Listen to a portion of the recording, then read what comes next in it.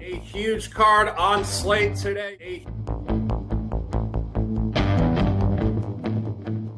15-game card. It's us versus the bookies. Bases loaded. High noon. It's going to be a showdown. On a suddenly not so casual Friday, the buy hat is engaged.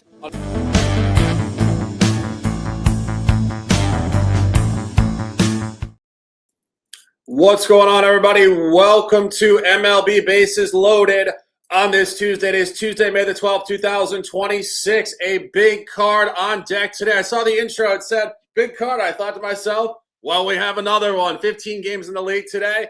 A lot of stuff going on. Mike, how you feeling this morning?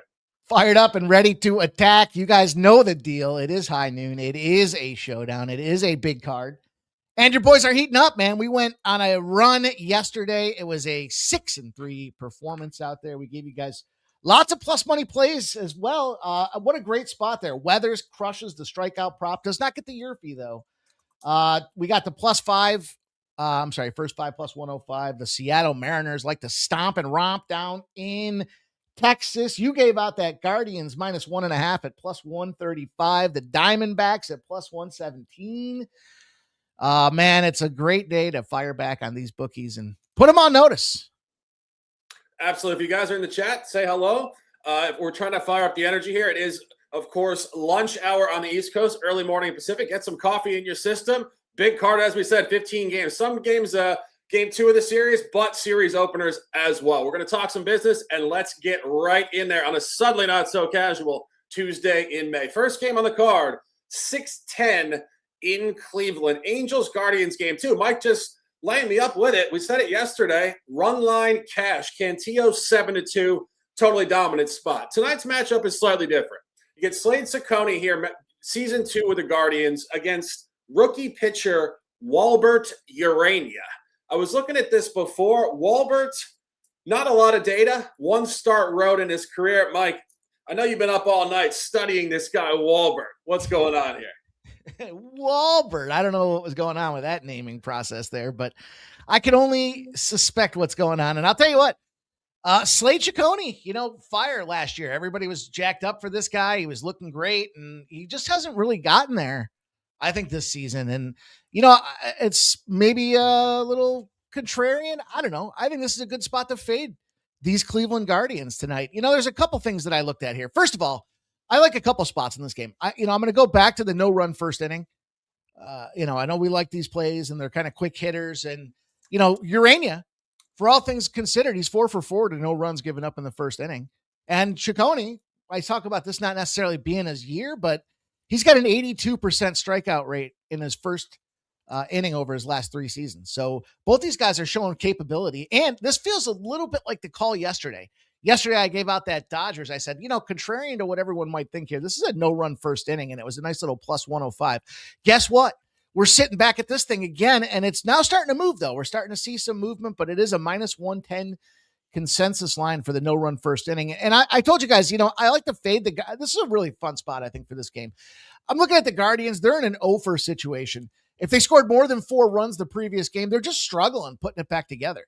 They're losing those games, then follow-up game by over 3 runs a clip. And then you got to look at the under in this game as well. I know we're talking Ciccone, and maybe he has it, maybe he doesn't, but the numbers are going to show Cleveland fizzles out in this case. 11-0 to the under. If they get a total that's under a 9.5, they scored more than 6 runs the previous game with no bombs, with no dingers, and they're going under by over 2.5 runs a game in those spots as well. So I'm going to go official with the no-run first inning, and I'm going to go official with some plus money here on the Los Angeles Angels. Yeah, I wouldn't disagree, actually. I have written down here, this is an Angels spot. It's a short number, and it's an interesting dynamic to really try to figure out this guy, Urania. As we said, he's 22 years old. There's not a lot of data on record, and we've only seen 1 start for this guy on the road. And not coincidentally, it was actually out of the division at the AL Central at Kansas City on a Saturday, April 25th. He did take a 12-1 loss, so that's not particularly comforting for this handicap. But I do think there's a buy low in the matchup, and I do like fading Ciccone in this spot. I still can't figure out, is it Ciccone or Ciccone? I don't know. It's not a pizza place. He's a pitcher in Ohio. But that all being said, I do think the over is the best look in this game. And of course, a Nerfy dynamic has really little to do with 9 innings of baseball. I think over the course of 9 innings, these lineups are going to get some food and eat against these pitchers tonight. Last year, Ciccone did actually face off against this Angels lineup, and he did not perform particularly well. 4 1/3 innings pitched, 7 hits, 5 earned runs. Key point, too, 3 home runs against, and it was Moncada, Ward, and Joe Adele. So these guys are going to be teeing off on Ciccone tonight. Mike, I do think the Angels could win this game. I have it written down. I would lean towards the Angels with you, but I do think you're going to see runs in this. And absolutely final point on this. Ciccone has been an over pitcher sustainably in the last window. He's 1-0 at home against the over against an American League West opponent. Did go 9-2 loss against Houston and Spencer Arrighetti, also an over. Mike, I believe you actually had the Houston Astros in that game with Arrighetti on the road on Monday, April 20th. I'm recalling you did. Wasn't that his first start? No, it wasn't his first start, but I do recall I had Cleveland in that game, and I looked like a complete idiot losing 9-2. And you went on there, and we called it the contrarian special of the day on a Monday. It was Monday. We were coming off the weekend. I think you had Houston there. I remember the 9-2 final. So you had that. So you are clearly the fade Ciccone at home whisperer with an AL West opponent. I agree. It could be an Angel spot. I like the over. Take both, and let's cash. Let's keep it moving. Next game on the card, 6:35 in Baltimore. Game 2 of this series, Yankees-Orioles. Trevor Rogers on the bump. Announced earlier this morning or last night. It was undecided. It is Trevor Rogers returning to the mound off an illness. I saw that before. I was wondering what the hell was going on. He looked like he was uncomfortable. We don't really know. Warren's start 2 against the Orioles this year did beat them at the stadium. That's been the conversation with these teams. The home team is 5-0 in the matchup this year. Mike, does the home team continue dominance tonight? Well, we did fade Warren as memory serves me, his last start out there. And look, the thing about this Orioles team is they're a hell of a run line spit situation. As long as here's the crazy part about it, and this is where I think it intersects. As long as they're not expected to get their fucking shit pushed in, they find a way to come through on the run line at home. And what I mean by that is when you see that they're a favorite on the run line, so the +1.5 is -110 or better. They're 4-1 on the season. And so when you look at this pitching matchup and you see Willie Warren here, probably goes out and wins. Do you want to lay a -142 on this Yankees team that's slumping? No. In fact, it feels a little trappy because that line does feel light. I like the Baltimore run line. Ordinarily speaking, I'd say, you know what? I think you take this money line and you shove with it here, but the data shows that it's a tight scoring game.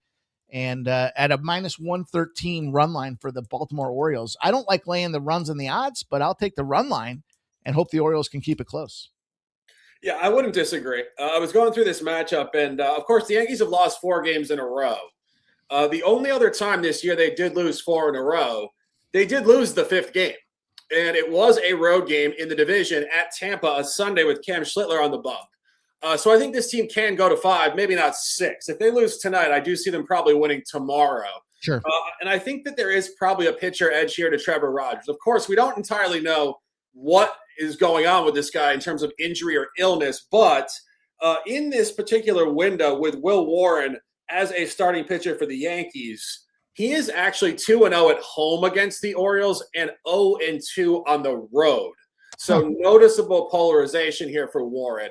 He's not going to pitch poorly based on any projection. I do see both pitchers being efficient in the matchup, but I do agree Baltimore probably is the side in this game. Final point on this. At some point, Baltimore is going to figure something out and cluster north. They're 4-6 last 10, but they have 1-2 in a row. You want to continue to buy some momentum for this spot. I would agree with Mike, +1.5 is a great look. Take it, and let's cash. Keeping it moving here. As we mentioned, 15 games on the card, trying to give you guys the fastest business of baseball on this Tuesday. Rockies opening up tonight in Colorado. Mike and I were joking before the show. We said we never thought we'd see the day when the Pittsburgh Pirates are laying -350 in the market. Here we are. It is Tuesday. It is Paul Skeens against Michael Lorenzen. Mike, it's almost a joke at this point to bet a baseball game at -350.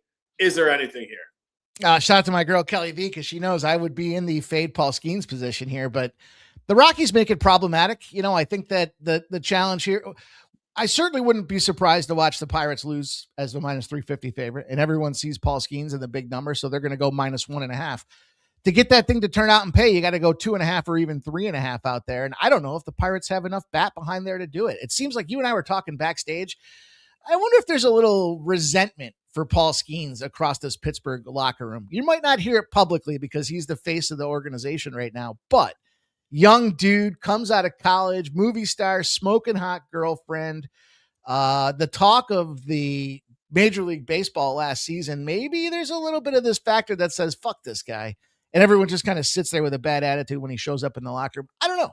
But I do know that when it comes down to the way to play this game, I think that you want to maybe ladder the Paul Skeens strikeouts. Not the best number in the league here, but 7.5 is minus 103. So he has to get 8 strikeouts. Well, he's got a 28.9% situation going on out here.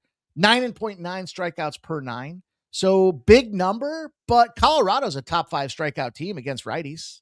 They're striking out at almost 25% clip. So as long as he goes past 5 innings, I think you clear 8. And if you're going to clear 8, you might as well clear 9 at plus 162.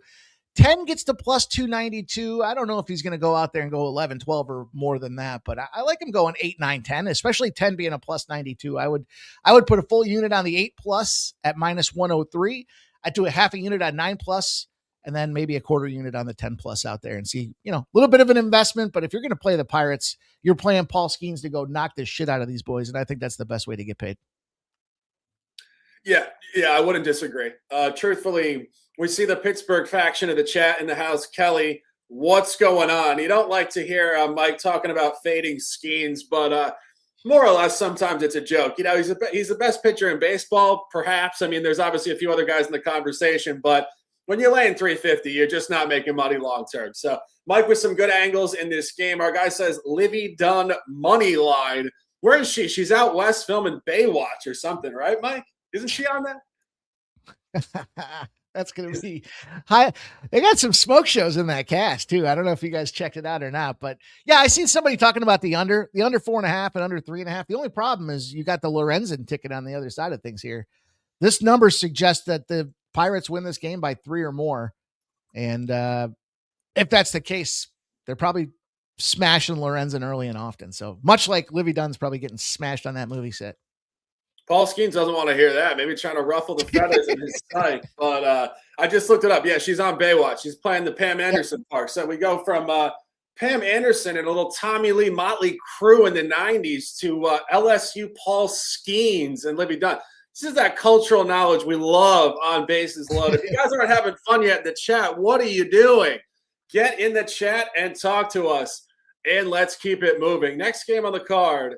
Big time stuff here. This is the beauty of sports betting. This game is not particularly sexy to the masses, but we love it. Nats at Reds tonight to open up a series. Miles Mikolas at Brady Singer. Mike, I have a great take on this game. I love this game. Do you have any thoughts? All right, boys and girls, get yourselves ready to pick a side because we will be in the mono spot here to kick this card off. You know what's funny is yesterday, despite that we were kind of like not head to head, but we were kind of seeing it differently on every game on the card.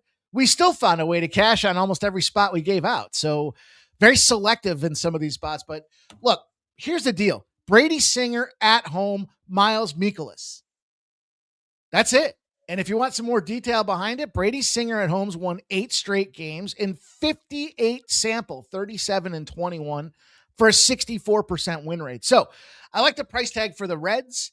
And if Brady Singer's catching 8 straight wins, the only way he's winning is if the team's up after 5. And if the team's up after 5, then you might as well take a look at Brady Singer to get the win as well. That's a plus 185 price tag out there. Now, not fun, not for the faint of heart when you start looking at this Nationals thing here. But, dude, look, Miles Mikolas on the road, dog against NL Central. He's 4-6 in his last 10 games. He's lost back-to-back spots. And I think this is an aging Miles Mikolas here, and the Nats are just going to do this guy dirty. So Redbeard says Reds first 5. I don't disagree with that either. But, Shark, what say you about the Miles Mikolas Brady Singer matchup? Yeah, that's my favorite handicap, and I'm going to give you guys the breakdown. And as you know, I like to go into the layered details, and I think I found some pretty good stuff here. I'm going to give you guys the Nationals on the money line at plus 127. And when you really look at this handicap, I think you have to look at some of the data that Mike said, and just maybe go to some specificity here that I found, which I like. I got to be honest. First of all, it's the first matchup of the year. Washington did win this series last year 4-2. And that was a far worse version of the Nationals and a slightly better version of the Reds. Go to the actual matchup itself, pitcher-wise. Last year, Singer did face the Nats on the road, July 21st. Absolutely terrible start. 2 1/3 innings pitched.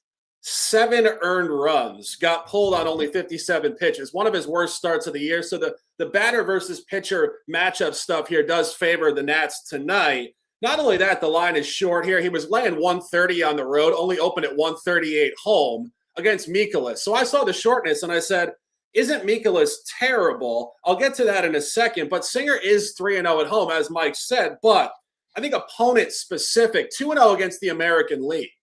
And if you remember, this guy came up with the Royals. He likes pitching against the American League. This is not that. His only home win out of the division against the National League did come on April 14th against the San Francisco Giants, who we have told you guys on this show had the least amount of runs in Major League Baseball by over 19 runs as of 3 days ago. I'm not impressed. That was the Giants sucking, not Singer being great. I have written down those games are not this. And what is this?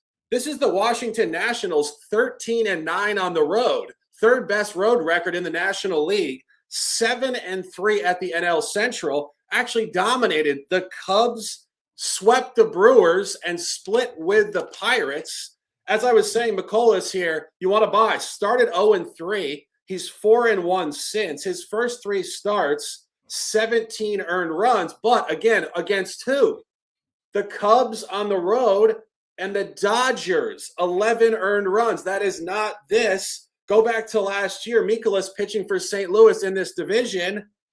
Excellent numbers against the Reds at Cincinnati last April 30th, 6-0 win, 5 1/3 innings pitched, 0 earned runs against none other than Brady Singer. Mikolas beat this guy in this stadium last year by 6 runs. Absolutely final point on this.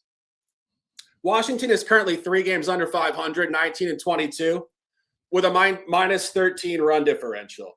Cincinnati has the opposite record. They're 3 over 500, 22-19, minus 33 run differential. As I said, I love this handicap. My bottle of wine's got to be sent across the country tonight. I feel like this is a big dog spot, and that's what I love about sports betting. We get games where nobody's watching that we love. Mike on the Reds, I'm on the Nats. We will cash one of them, and let's keep it moving. Next game on the card, Phillies Red Sox tonight at Fenway. Zach Wheeler at the elusive to be determined. We do not exactly have any grip on the Boston situation tonight. Philly laying about $150 in the market, Mike. These games are tough to handicap. Anything in this one? Yeah, Boston doesn't have any grip on what's going on. I mean, it's ridiculous here. You're sitting with another series, and you don't know who you're going to throw out there. And I guess it probably comes down to who do they want to throw to the Wolves, because this Phillies team, they're heating up, and they're showing some consistency with their strikeout ratios. They're showing that they're scaring teams again, and that's a fun thing. Bryce Harper's been pretty electric in the early going here, and they're going to need that. But I think they can take this Red Sox team down. The favorites in MLB, if they come into the series rested, are a 296. 6 straight wins, lots of opportunity, and they're a favorite for a reason. The problem is you don't know who they're capping on the other side of things here. I don't care who they're putting out there. So, frankly, for me, this is just an opportunity to take advantage here. I think, how about this, Nasty Nate? The Phillies smash. And you're getting a nice price tag to do it. So, take advantage. I like no run first inning as well. There's some suggestion that it could be Sonny Gray getting involved here, but I don't know. I guess we'll have to wait and see what this looks like. It's just a tough one to catch. Look at Zach Wheeler's 9-0 his last 9 series as an opening starter. What does that tell you? When it's pitcher 1 versus pitcher 1, he's the better pitcher, and we don't know who that pitcher 1 is, so that 1's probably a number 2. He might be taking a number 2 for Boston, but the Phillies end up winning these things by 3 runs a game. So Zach Wheeler should shove. Probably Zach Wheeler to get the W, but be selective of when you play this, because you're going to be pissed when Philly goes out there and smacks these guys around. And all of a sudden they voided your bet because they hadn't had an official pitcher name. So I would play this as action. Fuck whoever's starting on the Boston Red Sox side of things. How about that, Shark? I like it. I think it's a sharp look. And one of the things that you've said over the course of the shows that I really like is, it's team baseball, which sounds rhetorical, but some people do over handicap the pitching situation. And if you're going to handicap the pitching situation that aggressively, you really should be honed in on the first five. In terms of this matchup, though, I totally agree. Wheeler has actually been great against the American League on the road, dating back seasons. Last year, he was 4-1 on the road against American League opponents. Only loss actually came in June at Houston, not because he was poor. 6 innings, 0 earned runs, no run support. He did beat Boston last year at home in July, 3-2, 6 innings, 2 earned runs, 1 home run, 10 Ks. He will be locked in. He's 2-0 on the road this year. These are two teams that are underachieving. I'm just looking at it flatly here. Both teams under 500. Philly 3 under on the road. Boston 5 under at home. Ultimately, both teams will improve. I would agree with Mike's take on this one.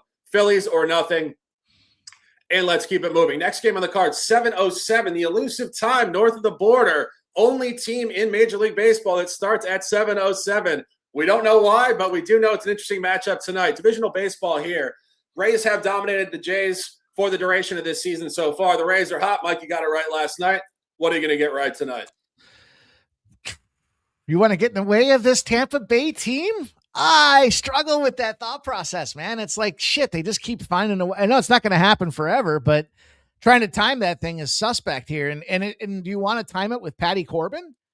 I'll say this. If there was an opportunity, it probably would be on Patrick Corbin Day because everybody in the world knows to fade this guy. You're 44-16 if you fade him. 5-year stretch, one of the most profitable trends in baseball. Problem is, the Blue Jays like to smack around lefties. And, I'm going to talk to this. I like the under again in this spot here because of that Corbin factor. Now, the Jays as dogs against lefties, not the same dominance here, but when they're at home against the lefty, they're 9-0 straight up. They're 9-0 on the run line. I just go back to another low-scoring affair. Now, that being said, though, they moved the porch in on this Blue Jay spot, so it does get me some reservation about the sides here, but I can't fade Tampa Bay at this point. It's a tough spot. They should bounce back at home, but Shark, steer me in one direction or the other. Yeah, I got it. I have a contrarian over in this game. And I think if you look at the numbers, it's pretty interesting because these guys did just pitch against each other in Tampa Bay last Wednesday on May 6th. And the final score was a very low scoring game, 3-0. Both pitchers were in complete control. So I started to go through it and I saw the line was sitting low, 7.5. This actually did open per my database at 8. So this is where I look at the numbers, and then I say, okay, what's going on here? There's clearly a discrepancy in narrative versus numbers. What you're really seeing here is McClanahan has been absolutely great this year at home at the Trop. 4-0 at home, only 2 earned runs, just complete ace. 3 starts on the road, not exactly the same equation for this guy. 8 earned runs. Inflated totals at Milwaukee 6-2, at White Sox 8-5, at Pittsburgh 6-3. Extreme polarization. And you look at Corbin here, campaign 1 with Toronto. Pitching north of the border is not agreeing with this guy. He's only had 2 home starts, 4 road. His home numbers are very poor. 8 2/3 innings pitched, 12 hits against, 3 walks, high pitch count in both games. 6 earned runs, 2 home runs, and again against 1-1 versus the over. And we're talking about how elite the Rays are. You saw it last night. I mean, they lit up Kevin Gausman. He looked like he was a AAA pitcher. And if they can get on top of Gausman, I think they can certainly do it to Corbin. And I think, as I mentioned, McClanahan, very noticeable home versus road splits tonight. Like the over at 7.5, you can still get that at -117. Mike, further comments? Yeah, so a couple things here. For what it's worth, Patty Corbin, a lot of people weren't sure if he was going to continue on his career. This was a choice for him, believe it or not, but this is really his kind of his background or backyard. Syracuse, New York native. So Toronto is probably equal distance for him to get to Toronto as it is to get down to New York when he was doing some time. But I think this is one of them spots where you look at this, if you want to start to dissect and look at the cash flow, is the line telling us something? Because I want to try to give you guys a more insightful look at this thing here. 70% of the bets and 79% of the cash have come in on the Rays, and the line is moving in their direction. So, they do look like they're suggesting McClanahan fires it off. Minus 110 to minus 113 is not a ton of movement, but you got almost 15 cents of movement the other direction against the Blue Jays, where they went from minus 106 to plus 108. So sometimes we got to look to the splits to tell us the bigger story here. And the cash is coming in on the Tampa Bay Rays, and the books seem to agree with it. So for what it's worth here, it does look like it's a Tampa spot. That might be where I end up just putting fuck Corbin, fuck the lefties. Just take this Tampa Bay in cash. What do you think? I agree. I think Tampa wins the game, but I think they win a game similar to what you saw at the White Sox on April 14th, 8-5. And that was actually his only home win of the year. Not coincidentally, his only road game at an American League opponent. He's 0-2 at the NL Central, Milwaukee and Pittsburgh. And something that I picked up on, and I've actually backed him the last 3 games at home, all wins. The favorite in McClanahan starts this year is actually 7-0. So just take the favorite and you'll cash. It's been McClanahan 5, but the 2 times he did lose those road games, he was an underdog. So the books have a grip on the favorite in this matchup. I do think the Rays will win this game. I just think you're going to see more runs in the game. So I agree with the Tampa Bay side. The books do like Tampa in the line structure as well. And as I said, McClanahan favorite 7-0. So take Tampa and over per my analysis. And we will keep it moving. Next game on the card, 7-10, Interleague Baseball. First game of this series in Queens tonight. It is May. It is Freddie Peralta, Jack Flaherty. A couple of years ago, you would have found these guys pitching against each other in the same division. Now we are very polarized, neither looking great. Both teams kind of fledgling at this point. Mike, when I started looking at this game, that was kind of my general thought. 2 fledgling teams, pitchers bouncing around. Anything in this one? This game's a fucking mess. I mean, listen, bottom line, the Mets are a mess. You got, and then Flaherty's your savior. Now you got the other side of things, or Peralta rather, is your savior here at 3.12, but Flaherty on the Detroit side of things, he's an 11-0 to the over pitcher as well. So 11-0 to the over, non-divisional road dog with a total over 7. Flaherty leaks runs, and they smoked the total by 4.5 runs a game. The Mets, they're 10-0 to the over in series openers, when they're in that home favorite role. So smoking the total by 3. Problem for me, Detroit's got bad karma going on here. Everybody's fucking hurt on that team. They don't really smack the ball. They're not putting a ton of runs up with some consistency behind it. Their ISO's down. Their hit power's down. So you look at it, they got 3 against Boston, then they put up a 0. Then they got 3 against Kansas City, they put up a 1. They did finally come out with 6 in that last game of the series, but it was to avoid the sweep. The Mets, on the other hand, 2, 3, 1, 1. So it's contrarian as I can get, I guess, is I'm going to take the under in this game. It's 7.5 for the full game, but I look at this first five under 4.5, sitting at minus 135, 133 over with the fine folks of Kalshi. So that's going to be the way that I opt to attack it. Take that first 5, break it down. Just expect these pitchers to, hold down fort. Doesn't make sense, but when you look at these bats, they don't make a lot of sense. So take the first 5 under 4.5. Yeah, I actually was having the same thought process when you were talking about that. I think it's a very contrarian under, but I think it's a sharp take. If you look at Flaherty here, it looks like he kind of bottomed out across 3 starts between April 20th and Friday, May 1st. At Boston, he couldn't get out of the 4th inning. He had 6 walks, 0 control. Came back on a Saturday at Cincinnati. His only road start at the National League this year. He was absolutely terrible. 2 innings pitched, 6 earned runs on 3 home runs. Then he was at home against Texas. Again, terrible. 5 hits, 3 walks, 4 earned. Didn't get out of the 4th inning. But he found something last Wednesday against Boston. And it really is very polarized. He went from looking disastrous to 5 innings pitched, 2 earned runs, 10 Ks, 1 walk. And that was the same Boston team he had 6 walks against 2 weeks prior. So when we're actually psychoanalyzing this, something changed for Flaherty before his last start. It was clearly the coaching staff. They watched film. They made a significant adjustment.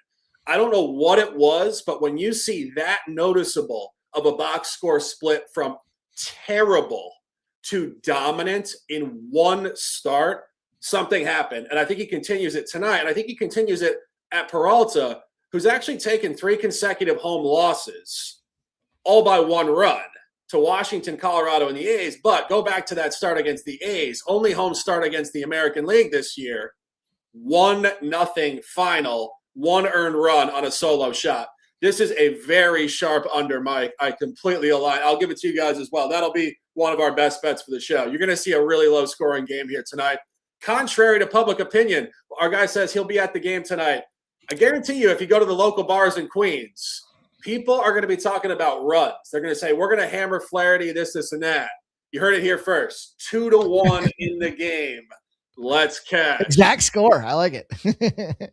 Absolutely. Great stuff there. We'd love to have the conversation with you guys. If you guys haven't dropped a like on the video, please drop it. And Mike, you want to run a video?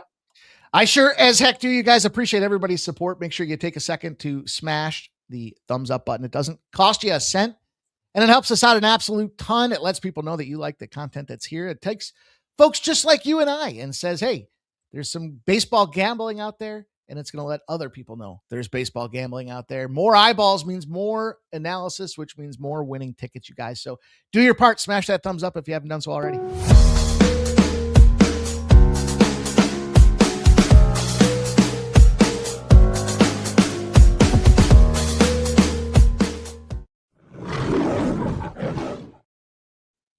We appreciate the like, and let's keep it moving. Next game on the card, Cubs-Braves opening up tonight, 7:15 in Atlanta, Truist Park, national game TBS, for good reason.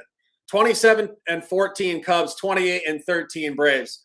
Right now, these are the 2 best teams in the National League. The Dodgers are flattering. These are teams 1 and 1A. Mike, this should be a great game. What do you think about this one? This is going to be a great game. So the game itself should be a great game, first and foremost, right? The Braves and Cubs, you talked about it, offensive explosions. They're putting it on TBS tonight. Part of the reason, it's the Teddy Turner send-off.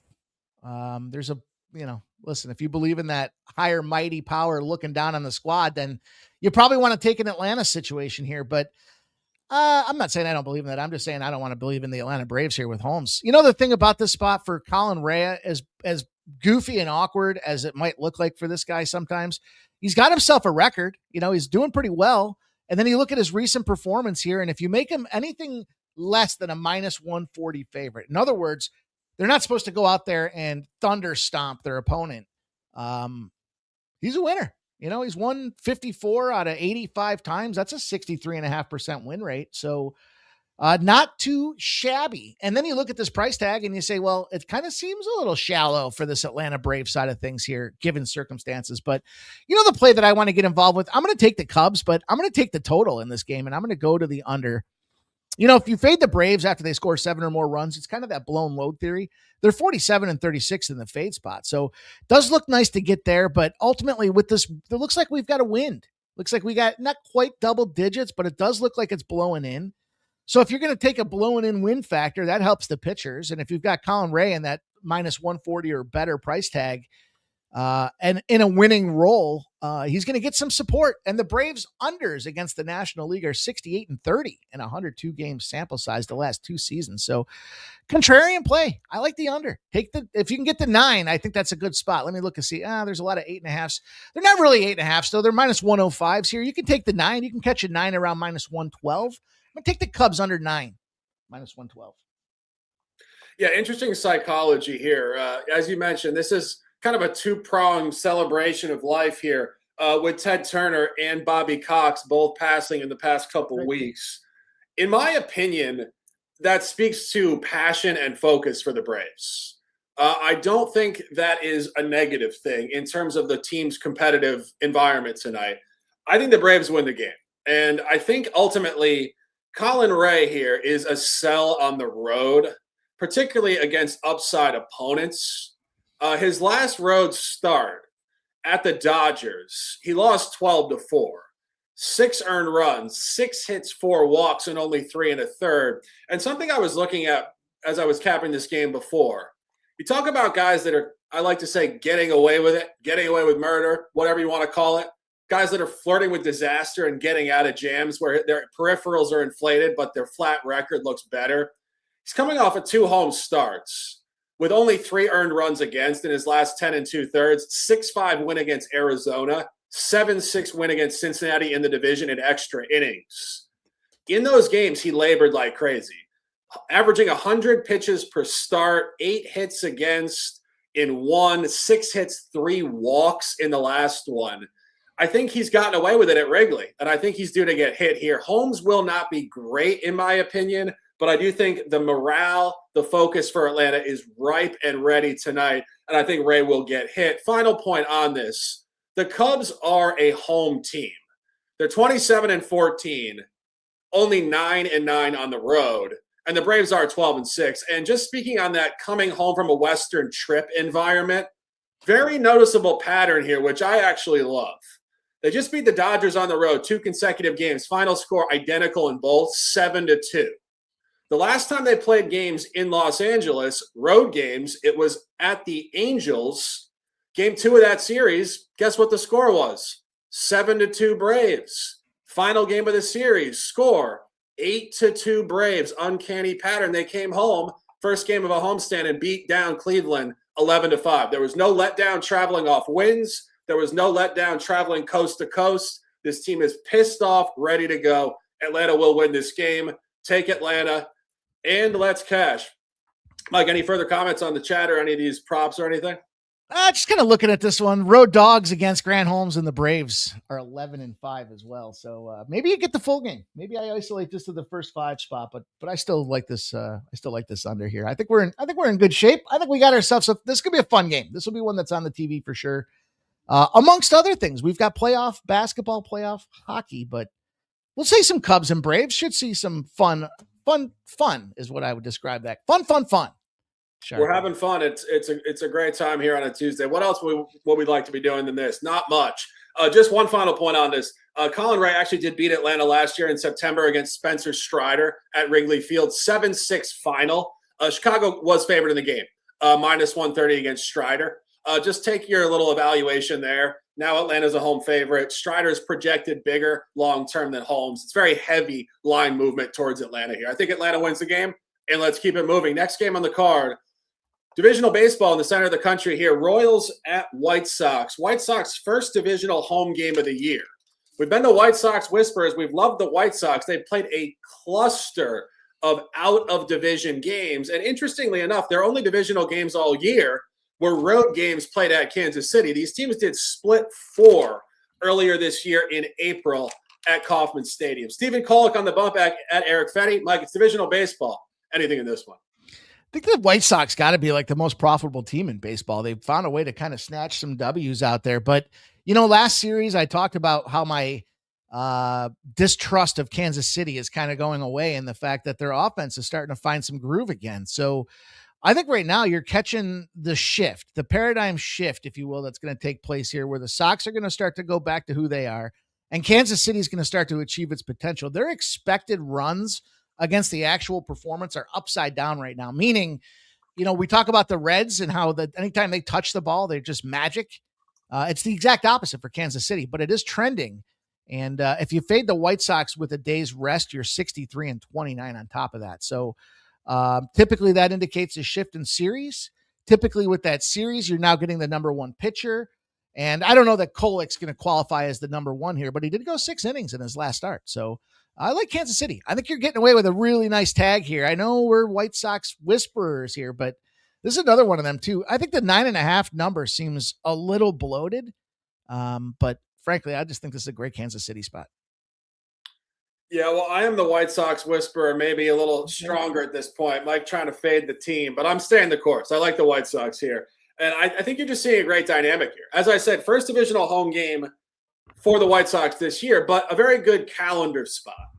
They're coming off of back-to-back wins against Seattle over the weekend and a full day of rest at home without travel. And Mike, we've talked about this with other teams in terms of this great, comfortable calendar. That really is a top spot for a team in the sport. Off wins, day off at home, stay at home. Can't say the same thing about Kansas City. Kansas City's going on the road for a divisional game. coming off of a 7-game homestand against all divisional opponents, Cleveland for 4 and Detroit for 3. I think they kind of left it out there at home. Now they got to go on the road. They are 1-5 this year, road in the division. And I think the White Sox are a bye team. I don't think Stephen Kolek is going to pitch poorly. He's actually got great numbers on the road, even dating back to his time with San Diego last year and the year before. But Fedde did actually face off against Kansas City on Saturday, April 11th at Kauffman Stadium. He pitched very well. Only 1 earned run against in 5 innings on a solo shot. Did take a 2-0 loss to Michael Wacha. Talk about the line. Kansas City was favored in that game almost 2-1, minus 190. Significant line shift down here in season. Fedde will pitch well. He's a home pitcher. Kolek will pitch reasonably well. I could see a first 5 under in this game. I think you might see a major shift in the final score in the late innings of this game, which is why the total is at 9.5. I see pitchers duel early. White Sox pull it out late. Mike, we'll get you back on the White Sox train tomorrow. I believe it. Anything further in this one? No, we're good. Let's go. All right. Next game on the card, Marlins Twins. In Minnesota, opening up a series tonight, Bailey Ober against Yuri Perez. Very good splits here. This is where you're looking to potentially fade the Marlins on the road. They're 5-10 on the road. Mike, what do you have in this one? Yeah, I think Perez is coming off the loss that last game. This game sucks. I don't want to get involved with Minnesota. When I look at Minnesota, I told you guys before, they cluster, right? And I typically want to buy in on their cluster of losses, which I believe qualifies in this circumstance right now. So, no, they've won back-to-back games. That's how much I follow the Minnesota Twins. I just can't stand the team. And, they used to be the farm team for my minor league squad here. So it's difficult to say that. But overall, you just don't know what you're going to get with these guys. They're like a box of chocolates. They are 0-8 if they got more than 5 runs the previous game. That's fading the Minnesota Twins. So I would have to lean to Marlins or nothing. But this is probably one of my least favorite spots on the card here. I would say Marlins. You get a nice little even money price tag. Yeah, I'm going to be on the Twins on this one. This is just a great polarization. You don't want to buy Yuri Perez on the road, particularly outside of the division. He's 0-2 road outside of the division. He got hammered at the Yankees, 4 innings, only 84 pitches, 6 walks, 4 earned runs. And at San Francisco, we talk about San Francisco not hitting. They had no problem hitting Yuri Perez. 7 hits, 2 walks against, 2 home runs in 4 earned runs in 5 1/3 on Saturday, April 25th. And Bailey Ober is a home pitcher. He's coming off a terrible start at Washington. He got absolutely rocked 15-2. He's 2-0 at home this year, both out of division off a previous road loss. Very noteworthy stuff. Road loss at Baltimore. Came home 10-4 against Tampa. That's your scorching hot Rays there as well. And took a loss at the Rays and came back against Toronto and beat them 7-1 with emphasis. This is another one of those psychological things. The Twins lineup likes this guy. He's from North Carolina. Maybe he's just a nice guy from North Carolina. Really easygoing dude. And he shows up. He's 6'9". They like him. Just the gentle giant. And they back him with runs. And Perez, I don't think, will pitch particularly well in this matchup. I like the Twins, Mike. I think unofficially looking towards the Marlins, but not with significant emphasis there. And we will keep it moving. More baseball, center of the country tonight. A lot of stuff going on here. 15 games. Padres Brewers opening up in Milwaukee. Brandon Sproat, second-year pitcher, pitched last year with the Mets, first year with the Brewers against Matt Waldron.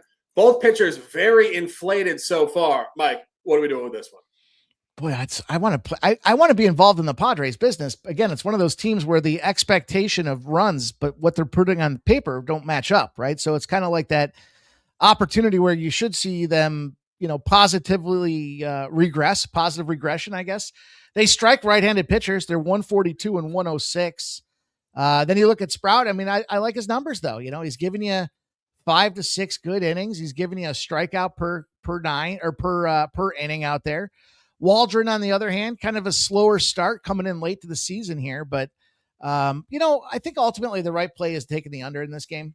Just looking at the sides of this thing, saying the Padres are 8-0 to the under if the total's over a 7.5. So then I want to get a little validation, and I see 83% of the bets and 90% of the cash are on the over 8.5 in this game, and it's not moving. So I think that frozen line probably indicates that little uncertainty. The fact that it hasn't gotten to a 9. Now I see Rodriguez is the projected opener, I think, in this case here. But hey, I think he can hold it down. I think this is a really good opportunity to get the no-run first inning.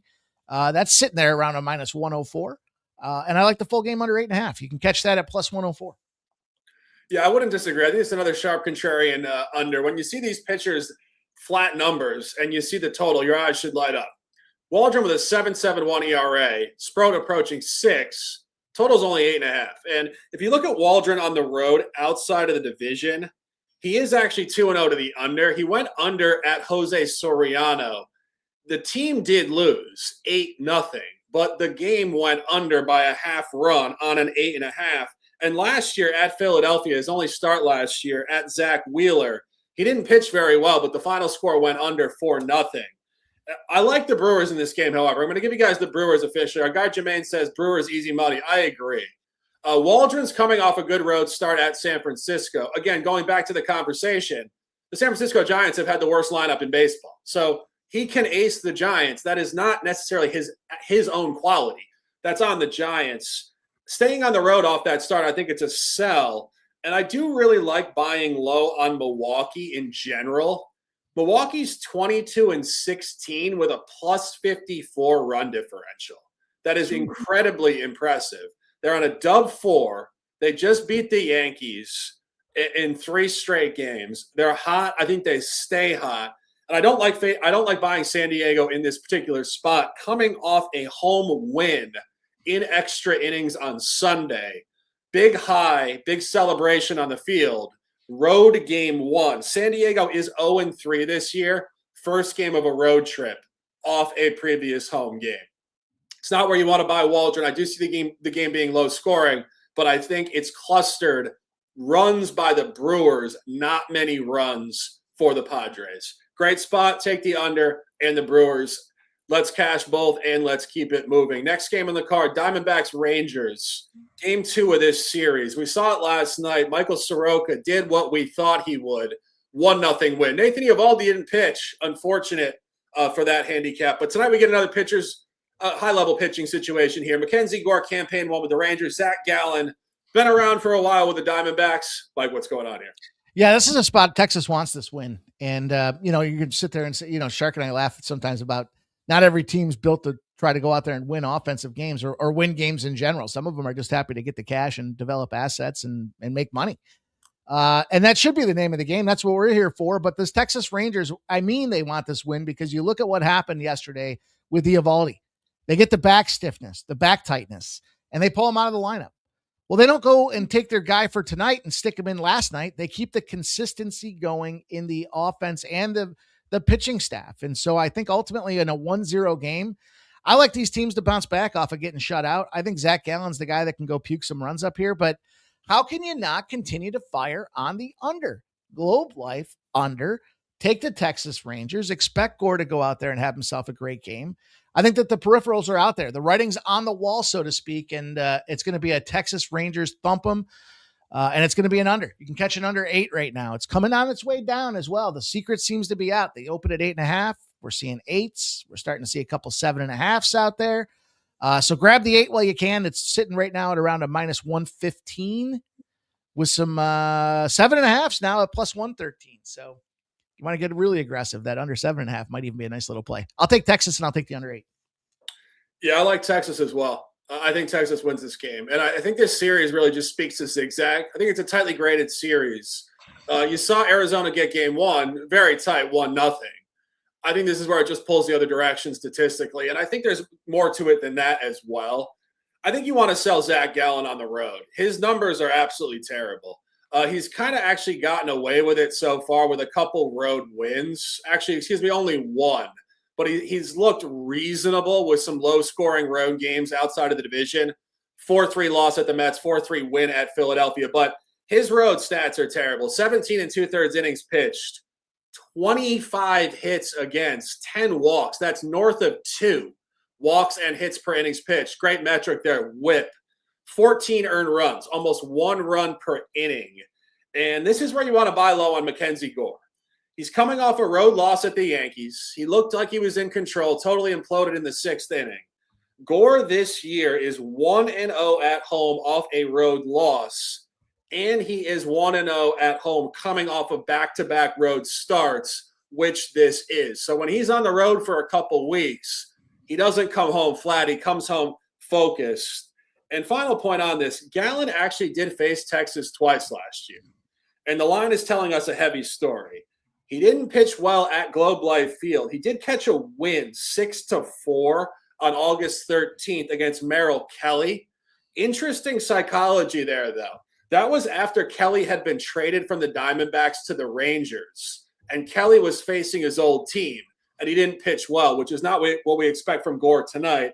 And Gallen did beat the Rangers at home in Arizona 2-0 in September against Jack Leiter, favored in the matchup. Now this flips the other direction. Really sharp look here tonight on Texas. Texas will bounce back at home. Zigzag series. Take Texas, also a sharp under from Mike.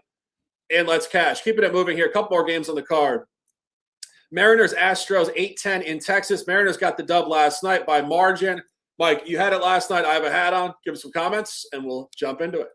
Same comment as last night.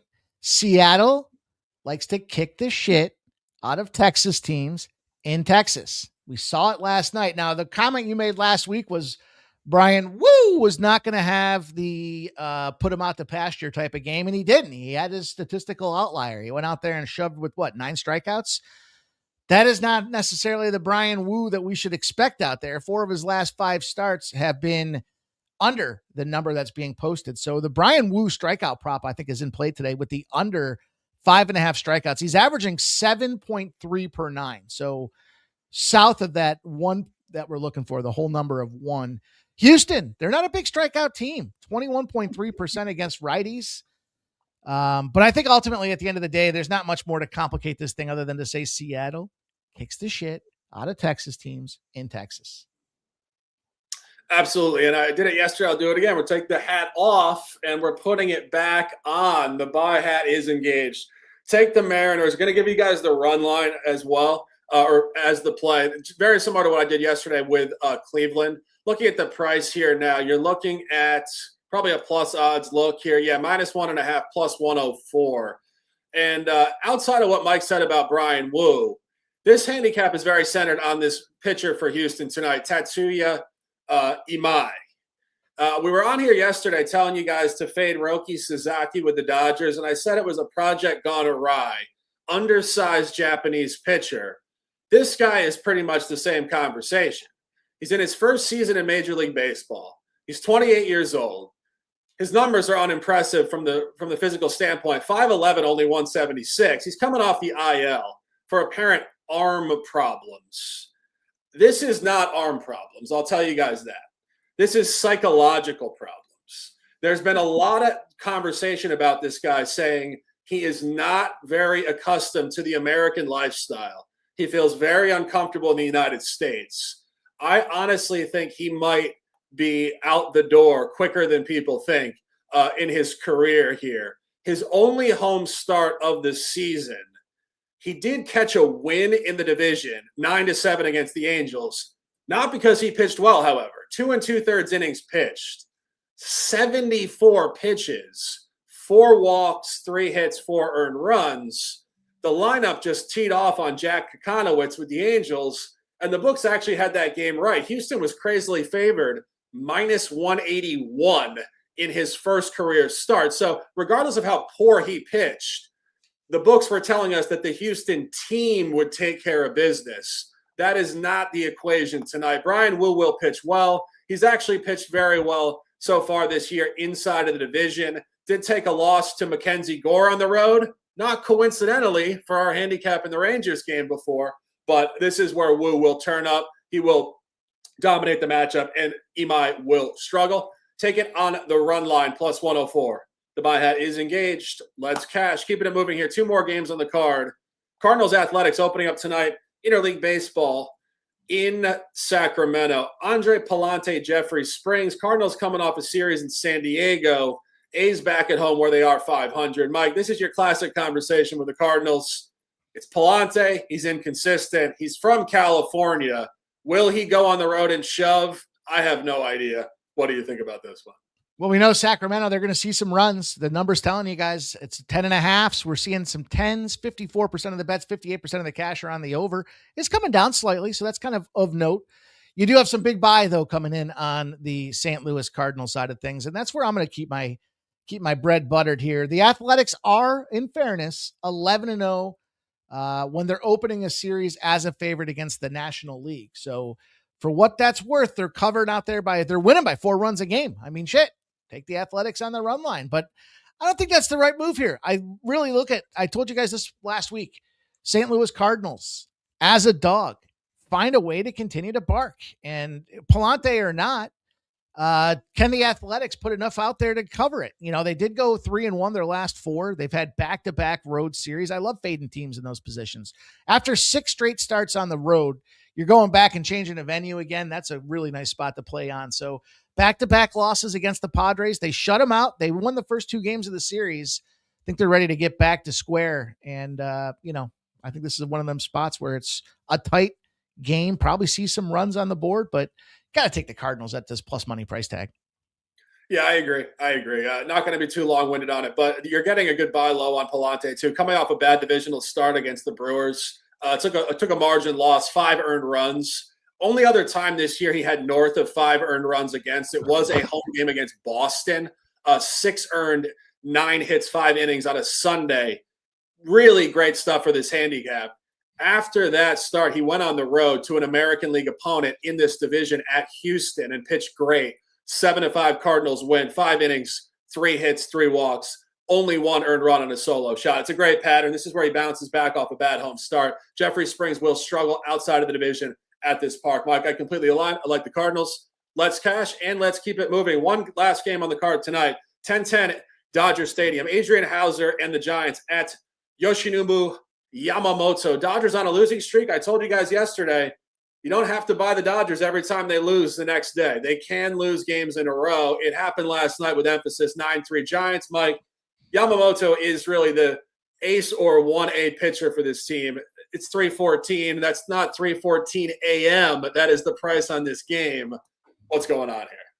Probably runs are going on in this game. I mean, I don't want to play $3 for a favorite on the Dodgers. You know, as much as Yamamoto commands the price tag, he's just 3-2 on the season. So, normally you'll sit there and I say to you guys, yeah, I don't care so much about their win-loss record because they're not delivering, but they're not out there necessarily on the batting side of things here, but bats just don't deliver for this fella. And they're kind of in that little skid. We've seen the Yankees in a skid and the Dodgers in a skid. Hauser stinks though.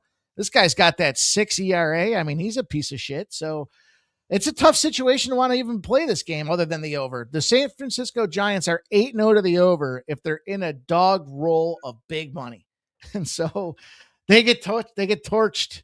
The other team's doing the torching. So let's go back to good old faithful here. We can take the over 4.5 team total on the LA Dodgers. I see the 5.5, so plus 110 on top of that here. I'll take that. I'll take let me just check. Let me check real quick on what the 4.5 is. If it's real juicy, I'll take the 5.5, Shark. Yeah, no, I don't have anything in this game, so just whatever you have, we will roll with. As I said, this is just overpriced. This is right along the conversation we had with Paul Skeens. Even if you win, you're laying 3-1. If you ever lose, you're down 3 units. You need 3 games to come back to even. So just not what we love here. We had the right side last night with the Giants. The Giants will be a buy team going forward. As we said, they're not going to be just totally incapable of scoring runs for the rest of the season. And now you've seen two straight games, 7 runs in extras and 9 last night. Mike, did you finalize that one? What? It's pretty much a flat 5.5 across the marketplace here. So I'm going to an alternate here. Yeah, I'll take 5.5. 4.5 is minus 160. That's a little too juicy for me. I mean, what are we talking about here? Difference of a run. I think they kicked Hauser in the face anyway. So 5.5. We'll take it official. Team total 5.5. I like it. That's a flat hour, and we have best bets. Let's go, boys and girls. It is best bet time here. Let's make that Dodgers team total over 5.5 a best bet for you guys. That's one that I'm going to rock and roll with here. I'm going to take the Texas Rangers minus 122. We take the no-run first inning for the LA Angels Cleveland game that we talked about an hour ago. And I'll give you, let's see. I'll give you, I'm going to give you the Skeens ladder, 8 plus minus 103, half a unit on 9 plus, quarter unit on 10 plus.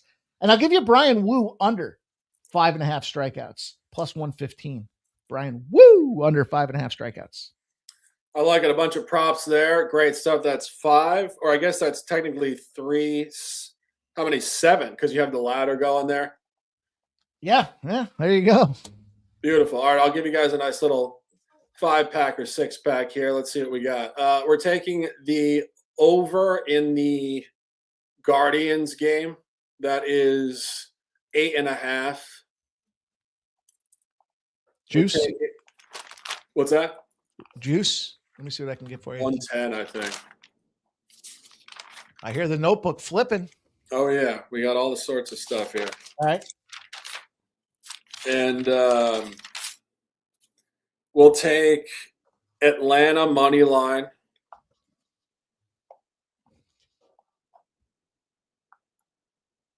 That's minus 117. Yep. Minnesota money line, minus 108. And Brewers money line, minus 122. Oh, and of course the Mariners run line, plus 104. Woo! That is an action-packed hour. We got a parlay for you guys here. The collab play was the Detroit Tigers first 5 under 4.5. Sounded like we were there, right? Yeah. Oh yeah, I forgot. I love that play as well. We're gonna have like 15 plays. Like this show is probably gonna have like 30 plays today. But I mean, guys, this is baseball. We got 15 games on the card. I mean, what are we supposed to do? Sometimes you find the spots you like and you got to hammer on them. So we'll collab with that play. My leg of the parlay will be. I'll give you the Cardinals run line, St. Louis plus 1.5. All right. I actually think they probably win the game. Yeah, I do too, but I'm just thinking for parlay's sake, let's get that little piece in our back pocket. All right. Sounds good. Let's go with,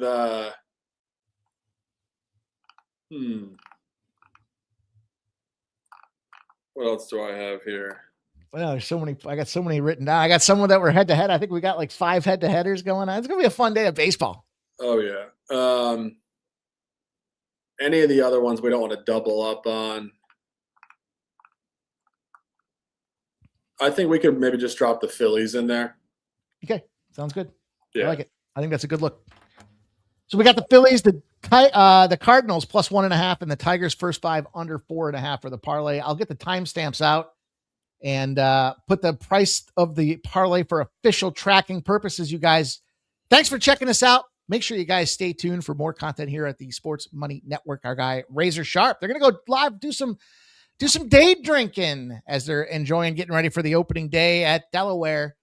Shark, great job as always. I'm going to flip over and do some hitting props, talk some more baseball for you guys today, but we got all kinds of things popping over here, man. We got the VB MMA pick show going to drop tonight. We'll be back at 5 p.m. to do pre-gaming, talk the NBA, the NHL. We had a 2.5 unit gainer yesterday on pre-gaming, so it's lots of fun, man. Lots of things coming. Let's go.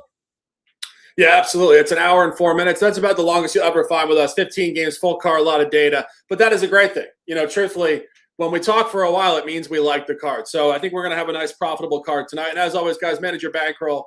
It's not only for this season, it's for decades to come. You don't want to ever have to quit the endeavor, as sometimes games just variably go the other direction. But the centered point long-term will win. Our guy says 7 units ready to go. Everybody's hanging out.